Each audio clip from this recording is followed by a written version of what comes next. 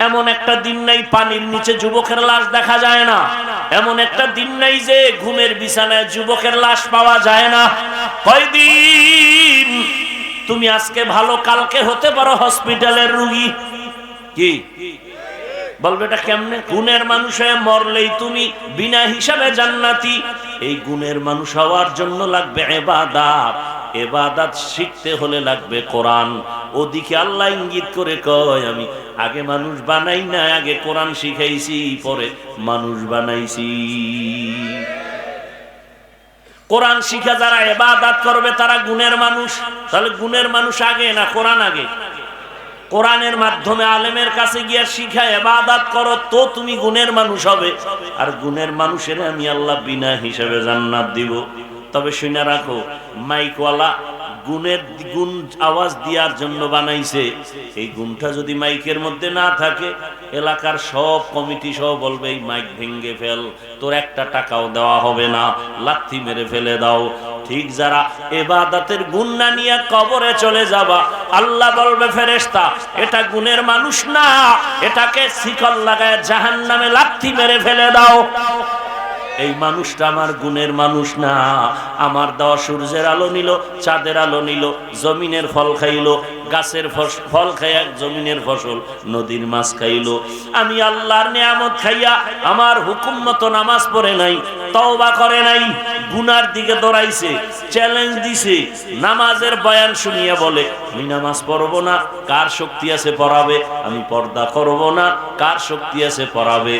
আরে নিজে তো নামাজ পড়ে নাই, যারা পড়তো এদেরও ভালো জানেন। এরকমও কিছু কপাল পরা আছে, নিজেও নামাজ পড়ে না, অন্য নামাজ পড়ে তাও পছন্দ করে না, নিজেও হালাল খায় না, অন্য হালাল খাবে তাও পছন্দ করে না। এমন কপাল পরা আমাদের সমাজে আছে না নাই? ও আমার যুবক বাবারা, শিক্ষিত মুসলমান বৃদ্ধ বাবাজি, ও পর্দার আড়ালের আম্মা জানেরা, বোনেরা, আমি কিন্তু আপনাদের বলি নাই হুজুর হইয়া যান, পাগড়ি লাগায় তসবিহ হাতে নেন। আমি শুরুতেই বলেছিলাম আপনাদের মতো কত জেনারেল লাইনের মানুষ স্কুল কলেজের লেখাপড়া শিখিয়া আজকে তাকায় দেখেন কত প্রফেসর, কত ডাক্তার 5 ওয়াক্ত নামাজ পড়ে, ওসি ডিসিএসপি নামাজ পড়ে, র্যাব আর্মি পুলিশ বিডিআর এর চাকরিও করে, নামাজ পড়ে নাই? আমার অনুরোধই একটাই, আপনি কেন পারেন না? তাহলে আপনি গুণের মানুষ হতে পারেন নাই। অনুরোধ, অন্তরে এই কথাটা একটু জায়গা দেন, মনের একটু বুঝান যে আমার মতো জেনারেল লাইনের সন্তান যদি রাস্তায় গাড়ি চালায় নামাজ পড়ে আমি কেন পারি না? ব্যবসা করে নামাজ পড়ে আমি কেন পারি না? নদীর মধ্যে মাছ ধরে নামাজ পড়ে আমি কেন পারি না? র্যাব আর্মি পুলিশের চাকরি করে নামাজ পড়ে আমি কেন পারি না? শ্রমিকের কাজ করে নামাজ পড়ে আমি কেন পারি না? ও পর্দার আড়ালের আম্মা জানেরা, আপনার মতো কত মা, কত বোন এই এলাকায় এখনো আছে, পর্দা করে নামাজ পড়ে, স্বামীর মাল হেফাজত করে, মোবাইলে সময় নষ্ট করে না। আপনি কেন পারেন না? কয়দিন এই বাহাদুরি করবেন? একদিন তো আজরাইলের হাতে ধরা পড়ে যাবেন, সেদিন চলে যাবেন, কেউ নাম নিবে না। তবে যদি ভালো আদর্শ নিয়ে একটা সন্তানকে ডাক্তারও বানায় যান, আর ওই ডাক্তার যদি কোরআন পড়ে, নামাজ পড়ে, রোগীও দেখবে, নামাজও পড়বে, কোরআনও পড়বে, দোয়াও করবে, ওই সন্তানের জন্য সবাই দোয়া করবে, আর আপনার জন্য দোয়া করবে। ভালো মায়ের ভালো সন্তান। অতএব আপনি সন্তানটাকে ইঞ্জিনিয়ার বানান, টাকাওয়ালা বানান, তবে বেয়াদব যেন না হয়, কারোর সাথে খারাপ আচরণ না করে, আল্লাহর কোরআন পড়বে, মানুষের সাথে ভালো আচরণ করবে, 5 ওয়াক্ত নামাজ পড়বে, মা বাবার দোয়া নিয়ে চলবে, শিক্ষকের দোয়া নিয়ে চলবে, ওলামায়ে কেরামের পরামর্শ নিয়ে নবীর আদর্শ মেনে চলবে। এমন একটা সন্তান রেখে যাবেন। আর এই সন্তানটা আপনি বললেই হবে না, মায়ের আদর্শ ভালো হলে সন্তানের আদর্শ ভালো হবে, মা বাবার আদর্শ ভালো হলে সন্তানের আদর্শ ভালো হবে। মা বাপ আপনার আদর্শ যদি খারাপ হয়, সন্তানকে চেষ্টা করেও পারবেন না। যেই মা আর বাবা দুইজনে সন্তানের সামনে ইচ্ছা রকম গালাগালি আর ঝগড়া করে, সন্তান এগুলো শিখা ভালো হবে? কথা বলেন না কেন? যেই মা বাবা চরিত্র বিধ্বংসী কোনো কাজ করবে সন্তানের সামনে, কি করে? কয় মাও মোবাইল চালায়, গান শুনে, বাবাও চালায়, ছেলেরাও দেখতেছে, ছেলেও চালায়। ছেলে বাবা বাধা দিতে পারবে না, বলবে তুমি চালাও কেন, কি মাও বাধা দিলে ধমক দিবে, তুমি চালাও, তাতে দোষ নাই, আমারে বাধা দাও কেন। এজন্য একটা মায়ের অধিকার এবং আদর্শের দিকে খেয়াল রাখতে হবে বেশি, কারণ বাবার তুলনায় সন্তান মাকে ফলো করে চলে বেশি। এজন্য মা আপনাকে আদর্শওয়ালা হতে হবে। আপনারা তো খাদিজা রাদিয়াল্লাহু আনহার মতোই নারী, ফাতেমা রাদিয়াল্লাহু আনহার মতো নারী, আয়েশা রাদিয়াল্লাহু আনহার মতো নারী। এই স্টেজে দুইটা ছেলের মাথায় পাগড়ি দিলাম, আমরা কোরআনের হাফেজ হয়ে গেছে। খবর নিয়ে দেখেন এদের মা বাবার মতো ধন্য আর কেউ হতে পারে না। এরে আম্মা জান, কয়দিন মনের আশা পূরণ করিয়া তো অন্যায় কম করেন নাই, এখনো কি আশা পূরণ হয় নাই? আর কতদিন বেপরদায় রাস্তায় রাস্তায় মার্কেটে ঘুরলে আপনার আশা পূরণ হবে বলেন? এবং আর কতদিন হায়াত আপনার বাকি আছে তাও হিসাব করেন। ও যুবক, মনে আশা আসছে পার্কে যাবি, কম গেলি না, এখনো কি আশা পূরণ হয় নাই? মনে আশা যাক যে সারা রাত মোবাইলে গুনাহ করবি, কম করো নাই, এখনো কি শখ মিটে নাই? বলতো আরো কত রাত্র গুনাহ করলে শখ মিটবে, আর কত রাত্র পার্কে পার্কে গেলে তোর শখ মিটবে, আর কতবার দাড়ি কাটলে শখ মিটবে, আর কতবার নামাজ ছাড়লে শখ মিটবে, বল। এবং কতদিন হায়াত আছে তাও বল। এমন একটা দিন নাই গাড়ির নিচে যুবকের লাশ দেখি না, এমন একটা দিন নাই পানির নিচে যুবকের লাশ দেখা যায় না, এমন একটা দিন নাই যে ঘুমের বিছানায় যুবকের লাশ পাওয়া যায় না। কয়দিন তুমি আজকে ভালো, কালকে হতে পারো হসপিটালের রোগী। কি বলবে এটা কেমনে? কয় যে মরণের অস্ত্র লয়ে ঘুরো, বাইক বাইক,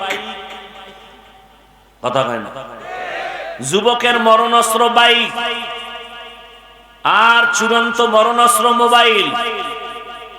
মোবাইলে তোর শরীর, তোর যৌবন, তোর জীবন, তোর চরিত্র সব ধ্বংস মোবাইল।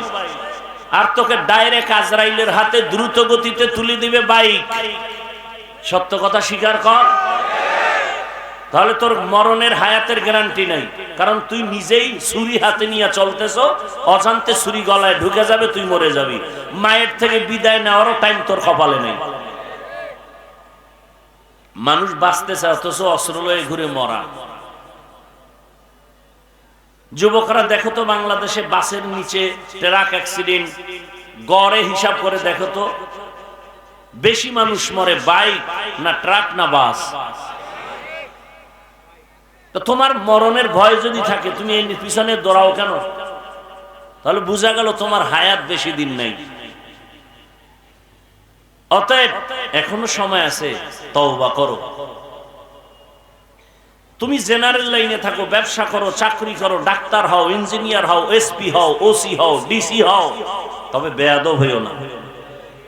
আল্লাহর কাছে তওবা করো। মা বাবার দোয়া নিয়ে চলো, বেয়াদবি করিও না। শিক্ষকের দোয়া নিয়ে চলো, বেয়াদবি করিও না। আলেম ওলামার দোয়া নিয়ে চলো, বেয়াদবি করিও না। অন্তরকে বুঝায় তওবা করো। আল্লাহকে বলো, হে আল্লাহ, আর গুনাহ করব না, দাড়ি কাটবো না, নামাজ ছাড়বো না, বেপরদায় চলবো না। মা বাবার দোয়া, শিক্ষকের দোয়া, উলামায়ে কেরামের দোয়া নিয়ে নবীর আদর্শ মেনে চলবো। আল্লাহ আমাদেরকে তওবাওয়ালা জিন্দেগি দান করেন, আমিন। আলহামদুলিল্লাহি রাব্বিল আলামিন, ওয়াসসালাতু ওয়াসসালামু আলা সাইয়্যিদিল আমবিয়াই ওয়াল মুরসালিন ওয়া আলা আলিহি ওয়া আসহাবিহি আজমাইন। ইয়া আরহামার রাহিমিন, ইয়া আরহামার রাহিমিন, ইয়া আরহামার রাহিমিন। রব্বিরহামহুমা কামা রাব্বায়ানি সগীরা। ও দয়ার মালিক, গুনার বোঝা নিয়ে আপনার দরওয়াজায় হাজির। ওলামায়ে কেরাম, মুরব্বী, হাজী সাহেব, ব্যবসায়ী, চাকরিজীবী, যুবক, ছাত্র, পর্দার আড়ালের মা বোনেরা হাত তুলছেন। মেহেরবানি করে আমাদেরকে মাফ করে দেন আল্লাহ। আয় আল্লাহ, মাহফিল কবুল করে নেন, মাদ্রাসা কবুল করে নেন, এলাকাবাসীকে কবুল করে নেন। মা বোনদের আবেদা পর্দাওয়ালা বানায় দেন, সন্তানগুলো নেককার বানায় দেন। লেখাপড়া পরীক্ষার্থী যারা কামিয়াবি দান করেন। আয় আল্লাহ, আমার কলিজার যুবকদের নামাজি দিনদার বানায় দেন। মোবাইলের গুনাহ থেকে আমাদের হেফাজত করেন।